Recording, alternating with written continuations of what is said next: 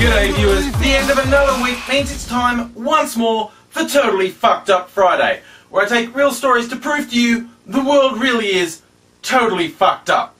Now I'm going to start with a sad and totally fucked up story.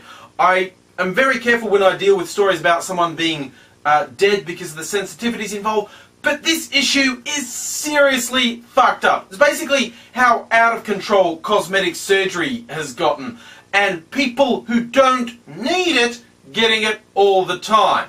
There was a case just this week of a young beauty in China. She's 24, she's on TV in China because she's gorgeous and she still feels insecure. Now this is 24-year-old Wang Bay. As you can see, wow, plastic surgery? What?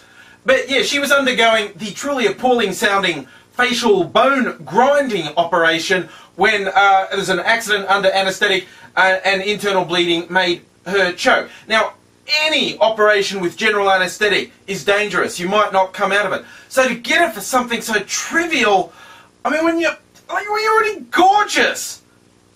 I'm not saying ugly people deserve to die undergoing surgery. No, I'm not. I'm not saying that, and I feel really bad about even attempting a joke in this thing. But this sort of shit's got to stop. And it's not just general anaesthetic. There was a case recently here in Melbourne. The 26-year-old woman died after liposuction, and the coroner found that she died because she was given really bad aftercare. Look, there are some very responsible doctors who only do responsible cosmetic and alteration surgery, but there are a fuckload of shysters. The article about Wang Bay points out how out of control the shysterism is in China, but it isn't just in developing countries. In Western countries, there are some incredibly shifty operations doing plastic and cosmetic surgery. And really, just think really hard, mostly ladies, but men do it too, just seriously think, because to die for something so unnecessary is totally fucked up. Next up, state elections here in Victoria, where I live. Yes, there's an actual state election going on to see who will run this fine state of Victoria. And, you know, I have not been very interested at all. In fact, it's a little sad. The first time I got interested is the other day I was driving around and I saw a campaign poster for a character whose name was McFeely. And all I could think was, dude, you didn't think about changing that name before going into public life? Okay, it's not as bad as campaigning under the name Hitler, but McFeely? Really? I thought, actually, before I'd go and make a series of cheap jokes about his name, which I'm going to do, I thought I'd better find out a bit about him. He's actually got an interesting story. He's standing as the capital L... I'm not saying the Liberals are all loser, I'm just trying to say big L. Don't read too much into it. Liberal losers. Yeah, he's the Liberal Party, which is the Conservative Party here in Australia. I always have to explain that for international viewers. The Liberals are the Conservatives. He's standing in the seat of Richmond. Now, the Liberals tend to run like Conservatives in most Western democracies, like the Conservatives in the UK, the Republicans in the US. You know, a lot of family values, you know, business, free enterprise, free choice.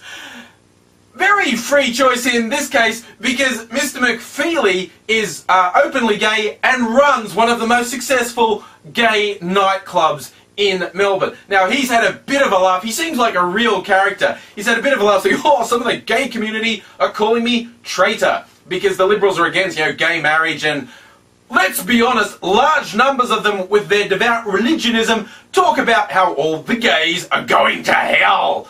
But Mr. McFeely says that because he's a rich businessman, he favours business policies put forward by the Liberals. And good for him, and sticking to those principles and wanting to work with people in a party which is dominated by people who hate him for what he is and think he deserves eternal damnation because a magic man in the sky told them that. But most importantly, he's got a funny name! Oh, I want to work for his campaign. I want to write his campaign slogan. You know, Parliament needs a McFeely touch. Oh, no, the Liberal Party, family values.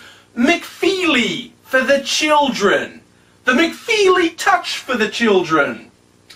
I should be in politics and or advertising, and I'm sure you should be too, and you can come up with a gratuitous line about someone with a name as funny as McFeely. And speaking about McFeely touching, the furor in the US over the TSA and their rather invasive groping and nudie x-rays continues apace. And it's had a few weird twists. There was an article in a magazine called The Nation, which is, in US terms, a left-wing progressive publication. A lot of people regard it as having good journalism in it, and they just did a total hack job on this dude.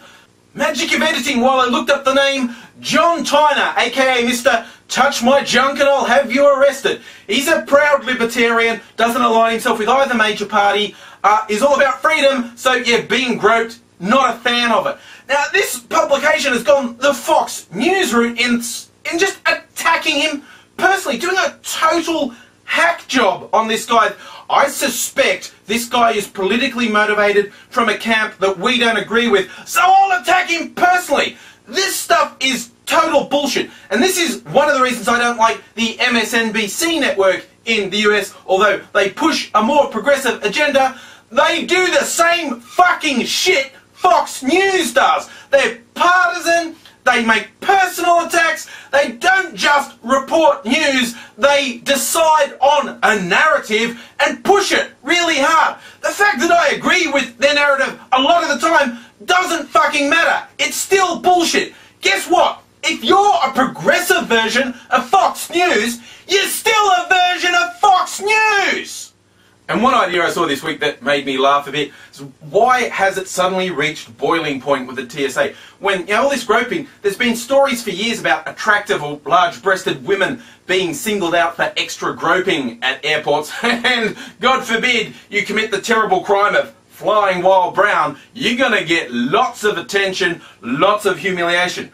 What's different now? As a few people have pointed out, a big thing that's different now, rich white guys are getting hassled and inconvenienced. And when rich white guys get hassled and inconvenienced, that's a step too far. And the first people I saw raising this were doing it lightheartedly, more or less as a joke, and I had a laugh. But when I was reading up on it, there are actually fucking whack jobs out there who are saying this whole thing is a plot by Obama because he invented the TSA and none of this bullshit fake security theatre happened in the Bush administration. No, it's a plot by Obama.